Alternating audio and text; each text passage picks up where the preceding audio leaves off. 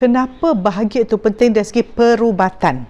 Dalam badan kita ada dua jenis hormon atau dua jenis sistem. Sistem autonomik dia panggil. Sistem automatik yang kita tak sedar tapi dia memang ada untuk menentukan tubuh kita berjalan dengan baik, iaitu dia panggil parasimpatetik dan simpatetik. Simpatetik ni memang Allah jadikan untuk kita melawan musuh. Masa dulu kita manusia dikatanya dalam gua dan paksa kejar binatang kejar dia. So kita panggil fight flight response ataupun lawan, jaga lari daripada stres. So dipanggil simpatetik. Apakah tanda simpatetik? Jantung laju, anak mata membesar, kita berpeluh dan kita tercungap-cungap, semua kita panik. Ini selalunya kalau lama-lama jadi stres. Satu lagi parasimpatetik, iaitu sistem untuk ketenangan. Perhatikan anak kucing atau kucing bila nak tidur macam mana? Kecil anak mata dia. Kalau besar anak mata dia. Itu simpatetik dia besar, ini parasimpatetik dia kecil. So bila parasimpatetik dia kecil, apa berlaku? Dia tenang, maka dia punya digestion, sistem digestion dia akan berjalan dengan lancar.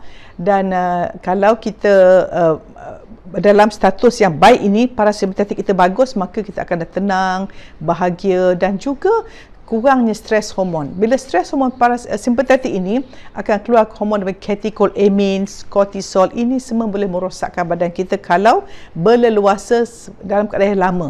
So apa kita lakukan ialah untuk kita bahagia, kita faham bahawa setiap fikiran yang kita fikir akan menghasilkan hormon tertentu oleh otak kita. Dan fikiran positif menghasilkan hormon baik, fikiran negatif menghasilkan hormon tidak baik. Sebab itu kalau kita dari segi saintifik, kalau kita bahagia, membahagiakan, insya-Allah badan kita akan sihat. Untuk kita bahagia, kita hendaklah membahagiakan orang lain. Dan kita hanya boleh membahagiakan orang lain kalau kita bahagia. Dan kita tidak boleh bahagia kalau hubungan kita dengan Tuhan Pencipta kita tidak bagus. Sebab apabila hubungan kita dengan Tuhan Pencipta kita sangat bagus, maka kita indeks kesyukuran sangat tinggi. Dan apabila kita bersyukur, bererti kita akan menggunakan segala yang kita ada, mata, anggota, segala yang kita ada, rupa paras, kepandaian, pangkat, harta, kesihatan, kita guna untuk beri manfaat pada orang. Dan juga melakukan benda yang Tuhan kita suka dan jauhkan daripada yang Tuhan kita tak suka.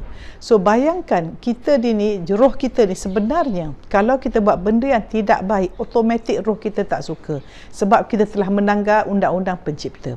Jadi nak bahagia, jaga hubungan dengan Tuhan, maka kita akan bahagia, maka kita boleh jaga hubungan dengan manusia dengan sifat empati kita. Dan apabila kita memberi kebaikan, kebahagiaan pada orang, memang akan dapat kebahagiaan. Dan kita tidak boleh beri apa yang kita tak ada. So bahagiakan diri. So bila kita bahagiakan diri kita, maka kita boleh menggembirakan orang. Sebab itu bila kita jumpa orang, kita boleh fikir sama ada kita nak gembirakan dia sahaja ke, atau nak beri manfaat pada dia, atau beri kebahagiaan. Kalau kita beri kebahagiaan, memang kita akan bahagia. So jadikan kehidupan kita, prinsip kita apa dia? Ada, beri, dapat. Ada bahagia, beri bahagia, dapat bahagia. Maka kita sampai pada topik, kepada status bahagia dan membahagiakan. Emosi kita akan penuh kesyukuran. Tindakan kita akan baik. Dan juga rezeki kita akan murah. Sebab apabila kita baik dengan orang, Tuhan pun sayang. Semua orang sayang kita, dengan automatically hidup kita jadi tenang dan juga status bahagia dan membahagiakan dengan kesihatan kita.